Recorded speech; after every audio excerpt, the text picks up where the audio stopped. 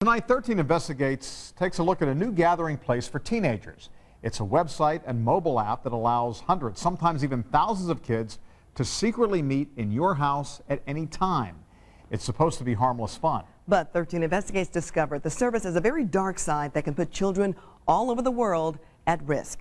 Our senior investigative reporter Bob Siegel shows us the danger and what you need to do right now and discuss with your kids at this very moment.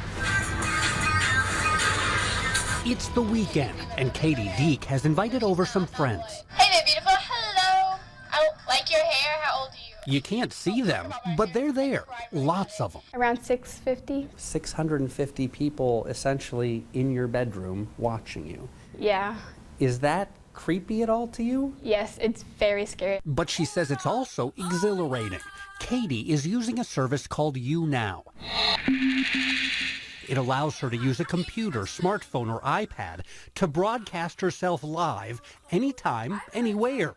She says the best part is the instant feedback she gets from the people watching.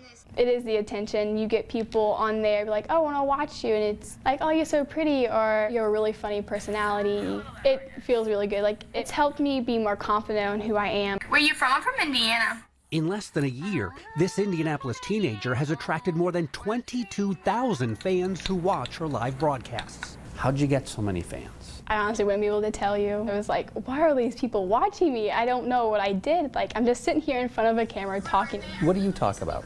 Anything and everything. Katie is not alone. Younow is becoming the trendy new meeting place for teens all over the country and across the world. At any given time, you'll find thousands of adolescents broadcasting themselves singing, talking, I will curl my hair today. drawing, playing, dancing, even sleeping. The broadcasts are constantly streaming live to a worldwide audience. Texas. Pittsburgh. I'm from Essex. And the company's founder says teenagers love it. Younow is a global platform for self-expression. We have about 100 million user sessions each month. He says Younow is meant to be a safe, fun environment, and the company has dozens of online moderators to enforce the rules. Those rules include no threats, nudity, bullying, drug use, or underage alcohol. And kids under 13, they're not supposed to use Younow at all. Hiya. But 13 Investigates found all of those rules being broken. Little married bitch. Up real quick. We observed bullying, I will roast you so hard. threats, and racism. Hi, Nick. We witnessed teens drinking alcohol and using illegal drugs. We watched kids as young as 9 broadcasting to the world and trying to hide it from their parents. And we saw children exposing themselves, lifting their shirts, taking off their pants, even posing completely nude for their online audience. This popular meeting place for kids has a very dark side parents need to know about. And once it's out there on the internet, you can't take it back. Adam Ullman is a licensed mental health counselor who's worked with adolescents for almost 20 years. He says technology like this hits teens in a place where they're most vulnerable. Because there's a lot of hurting kids out there looking for attention, and this is a way to fulfill that. It becomes kind of like almost a high, where you're putting something out there, and then you get people to like you, and then what's the next step? Well, you got to keep elevating the bar. Do your parents know that you're doing this? Yes, they do. Mom and Dad say they trust Katie, but still keep an eye on her broadcasts. For the most part, she's appropriate. She's not wearing anything indecent, and she's not talking about anything indecent. Still, Younow makes Katie's father very uneasy, and it's not Katie he's worried about. Do you know who's watching your daughter? No, that's what bothers me. It should bother all parents, according to police. The danger is very, very real, and the danger exists whether they know it or not. Steve Schaefer is a police computer forensics examiner. He helps track down online child predators who find their next victim by going to websites that feature children. That activity is going on, and it is going on every day, 24 hours a day, 7 days a week. Somebody could quite easily find out where they are, who they are, how old they are, where they live, where they go to school, who their friends are, everything about them. He's right. Watch this. My name's Autumn, and I'm bored. weird. That teenager on Younow says she's from Indiana.